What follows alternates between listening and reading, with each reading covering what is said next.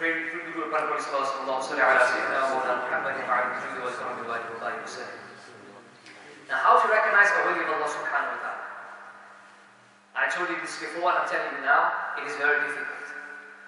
There's a verse of Mawlana Muhammad Kalim who says, only the awliya know the awliya. If you want to know who a wali is, purify his heart. Purify your heart.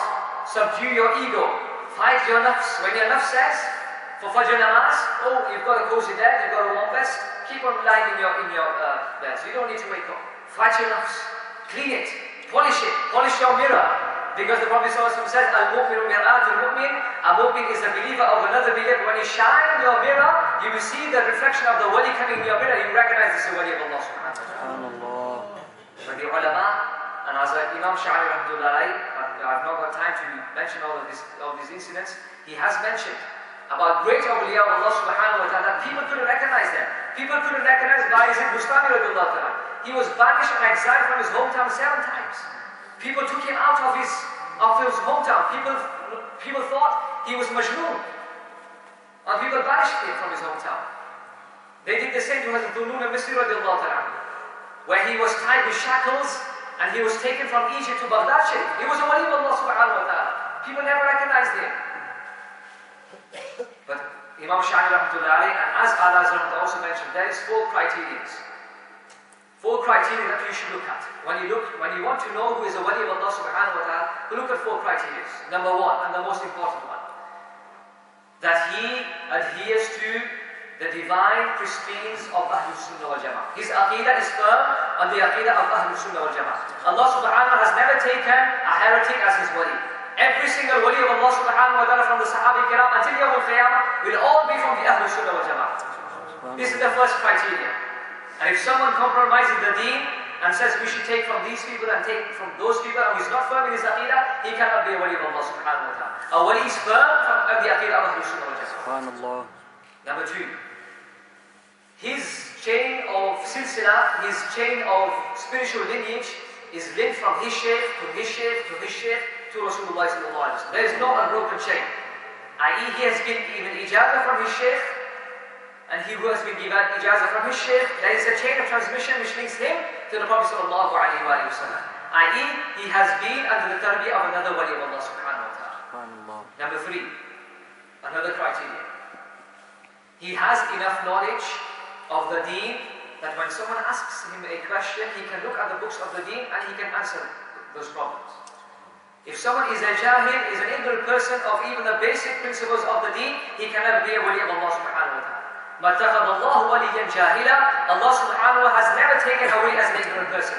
Whenever Allah subhanahu wa ta'ala has chosen someone to be his wali, he has given him knowledge first and then made him a wali.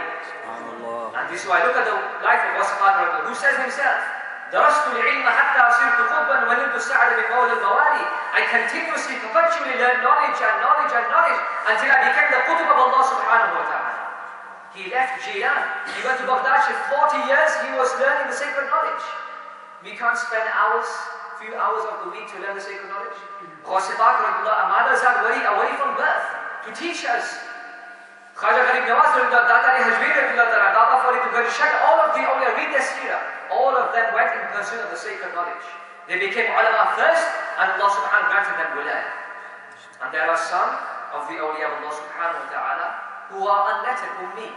But Allah subhanahu wa ta'ala inspires them that esoteric knowledge. The Shaykh or Imam Duhab al-Sha'ir, Shaykh Ali al-Khawas, he was an ummi. He couldn't read or write.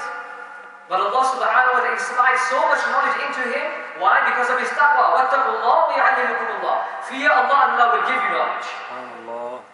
مَنْ عَمِلَ بِمَا عَلِمْ وَرَّثَهُ اللَّهُ عِلْمَ مَا لَمْ يَعْلَمْ. Whosoever acts upon the knowledge that he has, Allah will grant him esoteric knowledge. Knowledge which he doesn't know.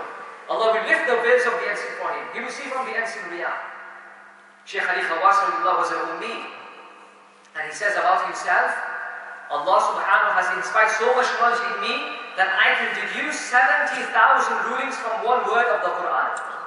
From one word of the Quran, I can deduce 70,000 rulings. So the rule number 3 is ilm, knowledge. Look for knowledge. Look for people who love knowledge. Look for people who aspire for knowledge. They will take you towards the awliya of Allah subhanahu wa ta'ala. And number 4, pray to the Prophet sallallahu alaihi wasallam. Number 4, the condition is he is not an open sinner. He doesn't go against the sunnah of the Prophet sallallahu alaihi wasallam. He is always an embodiment of the sunnah of the Prophet. No one can become a wali without following the sunnah of the Prophet sallallahu alaihi wasallam. Shaykh Badruddin al-Hasani, Hazrat, you know that?